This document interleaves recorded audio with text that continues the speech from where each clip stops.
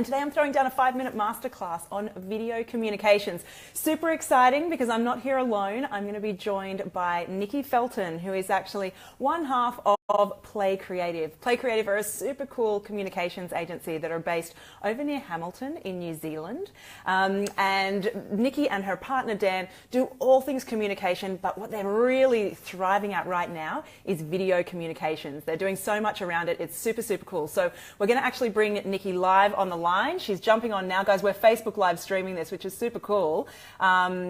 Brand new, live from your own page at the moment. You can invite friends to join you. And Nikki is definitely a friend of the Owners Collective and also our communications, one of our communications crew. So she's actually, oh, she's jumping on now. So she's actually our community connector, which means that she keeps all our members happy. She is our cheer squad, our buzz squad inside all of our Facebook groups, and she does an absolutely incredible job. So we're just waiting for Nikki to come live on the line. We've sent her a little invite there. She should be jumping on any minute now. So what we're doing now, guys, is throwing down some of these 5-minute masterclasses for you. We don't want anything to be too long and boring, so we want to just give you the highlights, and that's what we're going to talk about with Nikki this morning. So she'll be with us, like I said. Here we go. She's connecting now. Oh, we've got Nikki and Dan. This is so exciting. Hi guys. Hey, we've got Dan.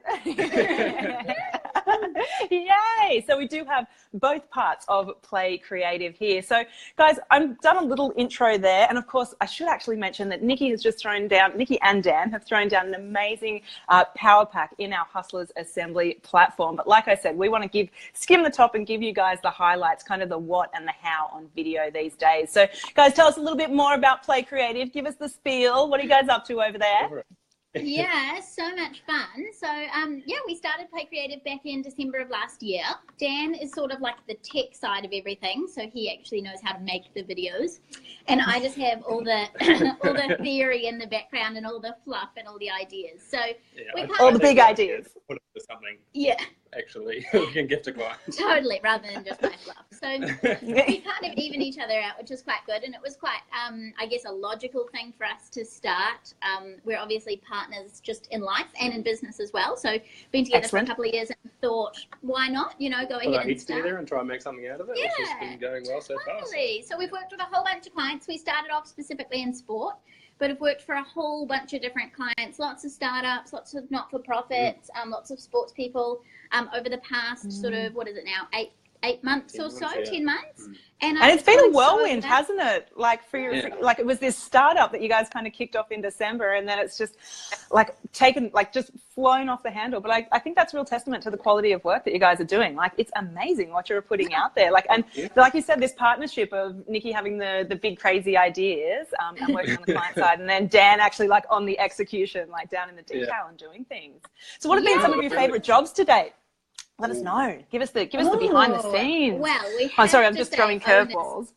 We have to say Owners Collective, really, don't we? Yes, you do. Yes. Number one client.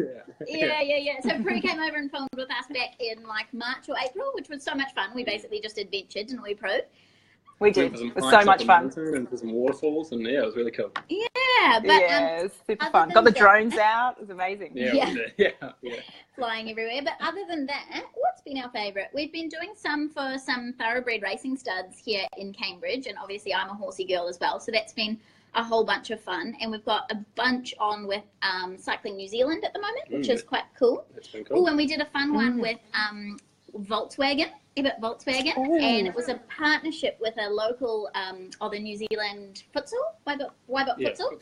So we did a really fun, fast-paced futsal, people kicking balls around in the Volkswagen showroom, and us flying the drone while they were doing so. So it was like high inside the showroom. Yeah, we're flying the drone inside. Yeah, I was freaking out. We were really nervous. Trying not to crash. I'd be nervous being in there.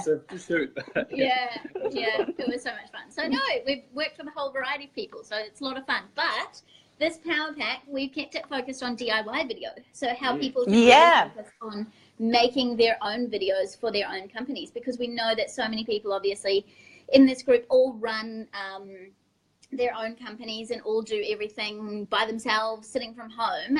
So we really want to capitalize on how fast-paced the industry is moving and how people can really capitalize that and jump on the video bandwagon like today. Make the most out of their phone. Yeah, and isn't that amazing? Like you guys were saying in the Power Pack, like just how powerful the phone is and how great quality your actual phone is. So, I mean, there's a time and a place for professional video, absolutely, when you want that super slick kind of polish, but you can actually get out quite a professional looking video just from shooting on your phone. Is that right? Yeah, definitely. The things that the phone can do now are absolutely insane. Like they film in 4K, which is like higher than standard definition, and then they also do like really slow motion stuff, and you can do time lapses, and there's like a whole bunch of stuff going on inside your phone, let alone the phone being an actual phone. Like it's just incredible what it can do. So. As Dan always says, you always have your phone with you. So the best camera is the one that you have with you all the time. So we're not going to lug a massive, video camera around just in case we decide to film a vlog. We've got our phone with us. It's high quality, it's high resolution. So why not? Mm-hmm.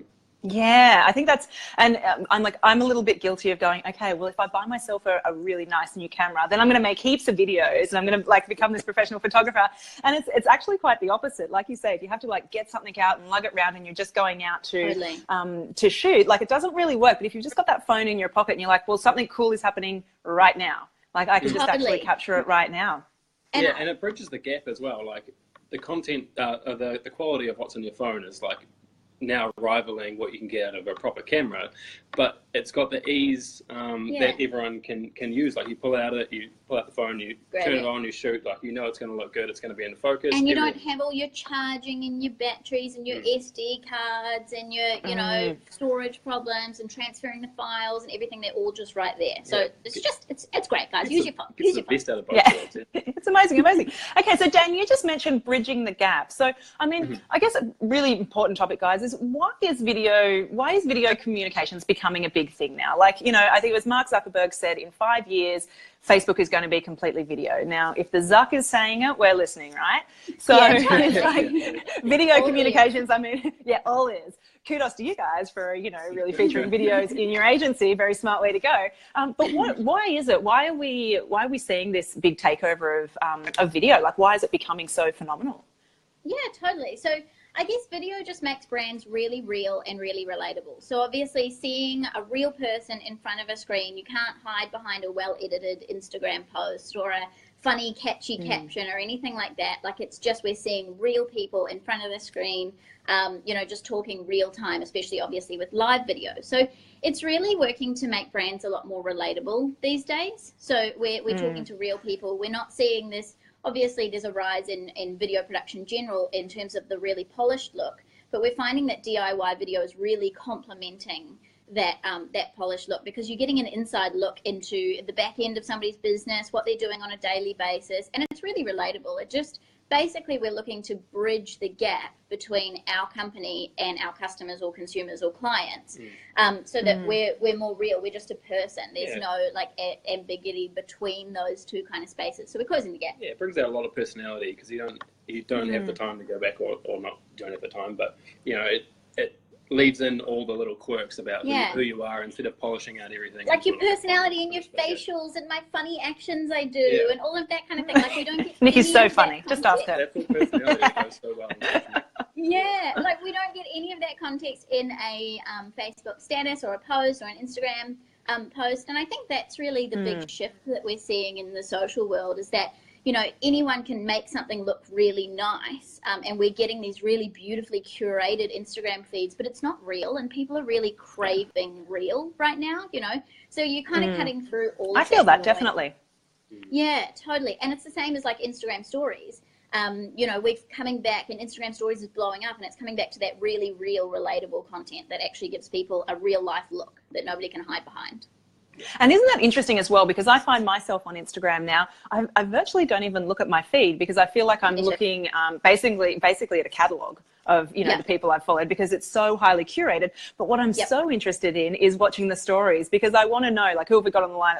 I want to know, what Mick is doing behind the scenes when he's down at Belgrave Cartel there. I want to see him, like, putting together the eggs and the bacon and what does it actually look like in the kitchen when he's doing that? And then, with Tracy, like, she's over there in Denver, like, what does her desk actually look like when she's designing, a new logo for a client? And it's that kind of stuff that, like, we don't, I guess we're, like, we don't get that behind the scenes kind of view of things very often these days. Totally. And you know what it allows us to do is, like, I just saw Gemma pop up and she's making beautiful soy candles, and it allows us to actually see that product being made and being created, so that when I go online to buy one, like, I have an intimate connection with that product before I've even seen it or got my hands on it or seen it in a store or actually pressed buy, you know? And that, yeah, that's the power of video. It's huge. Yeah. So it's an exciting space. So it is, and it's that connection piece, really, isn't it? Because like you say, we want to connect with real people. Like, we don't, I think, you know, I've seen a huge shift in the way that business is portrayed, in terms of, you know, in the 90s, it was really about this global, nameless, faceless brand. You know, everything, it was all about globalization. It was about the bigger, the better. And, you know, let's take the personality out of it and put out this super polished look of things. And now it's just been the gradual breaking down of that. And I think video is the thing that's really going to crack, you know, into the back end of that. Like, because we want to connect with people, don't we? We want to connect with the people behind the brand. And like you say, with those soy candles, then we already have a connection to the maker of that, and then the product. That's kind of the byproduct. Totally. Yeah, 100%. You've nailed it. Yeah, cool. So what trends are you guys, I mean, I guess we're kind of cutting into this a little bit at the moment, but in terms of trends in video at the moment, what are you guys noticing out there? Yeah, so definitely, I guess the fact that we need to be keeping up with this fast-paced video. So, you know, traditionally, a video company will take a while to shoot and then turn around and then produce a video, which is great for, like, your about page videos or, you know, a product launch or whatever. But the real trend is being able to go live or take some clips at an event and have that content up there and then. So businesses really creating their own content and doing so in a really timely way so that people can connect with events or what's happening or current affairs. So it's really the pace at which video is progressing, and we're actually expecting companies to get video content out much quicker. And I guess the other trend that we're really looking at is how DIY video really complements professional video. So we want to see that a company is a nice big corporation and see what they stand for and see their values in a professionally produced piece. But then we want to be able to have that connection to them on social media with a DIY video, with a Facebook Live, with a selfie video, with, you know, that kind of thing. So it's really kind of merging the two, and they're coming closer and closer together. Yeah, nice. Okay, so just another little point there, just because I'm curious. I know that this is going to go longer than 5 minutes now, because I'm curious. But I mean, like, we do have this DIY kind of behind the scenes thing going on, which is like this. I love it because it's morphing and everyone's got access to it, and you don't need a big budget. You just need your phone to do it. Like, we're on our phones right now. But what do you see, like, how is DIY done well and how is it not done well? Like, is all DIY good, or is it kind of like, went a little bit too far there? No, there's definitely do's and don'ts. There's definitely do's and don'ts. Okay. Do you want to touch on that? I guess, like, we threw down a bunch of different things on, like, how to do a selfie video really well, right? In our latest Power Pack and Hustles Assembly. Trimming out the starts and ends. And yeah, so that you're not sort of pressing the button and then, like, setting yourself up and going live. You're, like, jumping straight into it. Proves, like, oh, God, the pressure. Hit number one. Damn it. Yeah. Obviously, you can't do that on live video. But just, I guess, with how much content there is online now and how busy people's lives are, you really want your DIY video to be able to capture somebody's attention, stop them scrolling, allow them to get your main key messages then and there quickly, simply, and then they continue on with their day and they've, like, consumed a little bit of your information. If something's too long, if it's too drawn out, if you take ages to get into it, if it's, you know, press the button and then get set up, it just doesn't look professional, and it does mean that your brand, like, level and standard does lower. So yeah, really important. And then, as Dan was saying, like, making sure that the background's really good and, like, there's nothing strange going on in the background. What a lovely painting you have. That's lovely. That's Pamper, everyone. We love Pamper. Totally.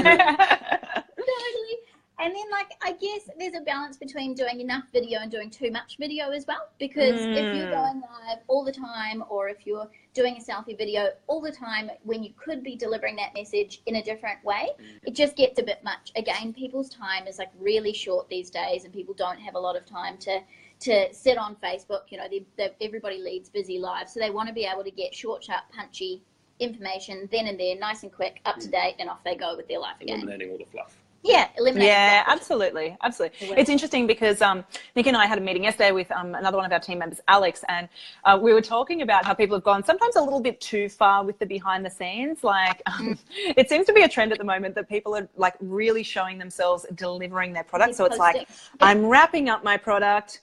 I'm putting the stamp on my product. I'm walking to the post office. I'm at the post office, and I'm like, guys, you showed me this yet? Like, it was boring yesterday, and it's still boring today. So I think it's important that you say that, Nikki. Like, not all DIY is gonna, not all behind. I'm gonna say DIY behind the scenes, but not all of it is going to be great for your brand. Like, yes, absolutely, it can grow your brand, but kind of be mindful of what you're putting out there and make sure, exactly, it's got a professional sheen to it, and that it's interesting. I think this is the other interesting thing is. People don't follow Owners Collective to see what I had for lunch, you know. Maybe occasionally I'll post a picture of lunch, but they come to Owners Collective because they want tips to grow their business, you know. So it's like, I don't want to, like, I shouldn't be talking about like silly cat videos. I need to be giving them actual real value. And I think there's kind of, you know, even maybe there's an 80-20 rule around that, like 20% of sort of the lifestyle-y stuff, but 80% of why are people actually coming. Yeah, totally. I think the key is to, when you're about to put something up, go, is this purposeful? Does this add value in some way? Or does this grow my brand in some way? Or portray a message that I really want to actually portray? Because, exactly. And we all know how annoyed we get at people when we're scrolling through our Instagram stories and there's a story with like 20 things on it. And you're just like, oh, come on. Like, totally. Your day wasn't that interesting. Again. And posting the parcels is good to a point and shows like you going through the process. But I guess the DIY, you really want to see like what your influence is for the product and what you're passionate about and those kind of things. Rather than the physical, I'm posting a parcel. You know, totally. You want to show a bit more story as well behind it. And what I guess gets you inspired and, you know, that you love about your product as well. Cool. All right, let's get into some hot tips for all our keen viewers out there. What's your tip number? Like, I promised everyone some tips or some hacks, so let's give them your top 3 in no particular order. What's the first one? I think the first one is just start shooting video. Like, I think it's just grab your phone and start shooting video and play with your different settings you've got on your phone. Obviously, you've got slow-mo, time-lapse, and your normal video. So play with capturing a whole lot of different things in different ways. Like, slow-mo can be really fun for a really mundane, boring kind of task. Slowing it down can provide a lot of detail and a lot of context. Same with time-lapse in terms of speeding it up and making something really quick. We had a bunch of artists in Hustle Assembly do time lapses of them drawing or painting, and it was just so stunning. You just get so captivated. So I think it's just about taking video, right? Getting out there, you know, if you go away for the weekend or something, take your phone out and go through all the different settings you've got, experiment them, see what they do, see how, you know, you'll pull your phone out and you'll maybe film something and you'll be like, oh, this is cool, but, you know, actually maybe this will look cool. And you start like, maybe this angle is better. Start experimenting and just really play with stuff. And focus a little bit on getting a little bit artsy with it. Like, get your eye in. Yes, you can video something that's happening, so somebody doing a cartwheel on the beach, but how can you get a different angle of that that's not just showing what? It's actually adding more meaning and more interest and more like artistic flair to it to get different shots. So I think the first one is just start playing. Play, create, play. There's a secret little plug there. Yes, excellent. I like it. So number one, awesome. Tip number 1 is actually just start videoing. Start videoing and start playing around and start experimenting. Totally. Awesome. That was number 1. What's number 2? Number 2 is go and find some cool editing apps. So like in the Power Pack, we laid down a bunch of different apps and tools and then got into some more detailed editing within like iMovie or Premiere Pro. But there's so many apps out there that you can download right now from the App Store on an iPhone or Android to have a play with actually editing videos together once you've got that content. So a few examples are like the GoPro Quick. Is a really good one. So go download GoPro Quick. It's really cool. It's got templates, makes life really easy. Another one might be like Ripple. We use Ripple a little bit. It allows you to overlay text over your video and add a little theme song to it, you know, a little soundtrack. So just start looking at some different apps and looking at some different video editing apps. It's kind of the way that everything's going. I think everybody got a GoPro for Christmas at some stage over the past 5 years and has all of this amazing and has all this amazing footage, but it's really now how do we use that footage and edit it into actually content that we can put out there and people can consume. So, and some of these apps are actually really well created. Like they've got lots of different templates and transitions and texts and a whole bunch of different motion things that you don't even have to think about or create. They're already there. You just go in and use them, make the most of them, and it doesn't have so to be easy. complicated. It doesn't have to be complicated. So I think that's actually a key point. Is it doesn't have to be complicated. Like even the fact of having, iMovie like sitting right there on our phone, you don't even have to download, like it's sitting there already. Like it's these things, and exactly as you say, Dan, like they're set up ready for the home user. They're not set up for professionals. They're already formatted. They're already, everything's already in its place. So tip number 1 is actually get out there and film. Number 2 is download or open up some of those apps, drop some video into there and start having a play with it. And just literally start playing. Like that's the thing, is just play with it. Like don't think I have to produce a super professional video to start off with. For your business, it might be something of your kids playing on the weekend, Just start playing and produce something and work your way around the app or the software, and you'll have the idea in no time. Yeah, I actually did that. Everyone, if you actually you might be watching now from the Owners Collective Facebook page, but I was learning how to do video a few weeks ago myself. I mean, I'm still learning, but we were in Tokyo for 24 hours and I was like, what a great opportunity. So I just literally got out my camera and just shot wherever we happened to be, and then opened an app, dropped it in, threw some music on top, and it was done. And it was so cool. And it was nice to take that pressure off and go, well, this isn't going to be about my business necessarily or whatever. It's just 24 hours in the life of kind of thing. But it was just a really fun thing to do. And it was fun to, instead of sending photos home, I could just say, Mum and Dad, check out my video. Look, Look what I made. So much easier. Tell me it's good. Yeah, totally. Cool. Okay, so that's tip 1 and 2. What's tip number 3? Number 3 is to start going live on Facebook and Instagram. So we know that video is, I know, it's so ironic. We know that video is the way to go at the moment, and the social platforms of Facebook and Instagram really want us to create video and want us to post video because it's just that really engaging content that people are loving at the moment. It's much more engaging than a status or a photo. So basically they're going to push your content further if you're going to do a video, specifically a live video, because they've literally programmed that feature in, so they want you to use it. So just have a play with going live. It might be at an event, it might be to give a bunch of top tips, and do it on both Facebook and Instagram, and just literally have a play with it, and we promise it'll push your business forward. And I know everybody gets really scared about going live because they're like, oh my god, what if I mess up or whatever. I think you have to remember that the video the viewer knows that you're going live, so they actually want to see this really real person. So it doesn't matter if you stumble across your words. Also, if it goes terribly wrong, terribly wrong, at the end, you don't actually have to post the video. So your 5 viewers who saw it actually go terribly wrong are going to forget about that in a week anyway, and you don't have to post the video at the end. So it's not as scary as we all think.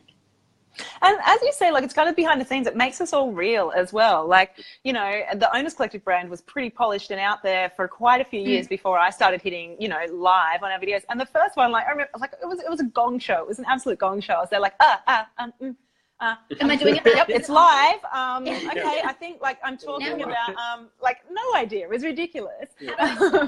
I can't stop it. Right, I'm just I need to. Still live. I'm still live. But I think it's kind of endearing as well. I just saw a friend of mine who owns a photography business. Actually, she's normally behind the camera. She was in front of the camera and doing and she was so embarrassed, but she said it out loud as well. I'm just giving this a go to try and give you guys a look behind the scenes. I'm terrible at it, but I'm trying. And it was so sweet and so endearing as well. And again, that's so relatable.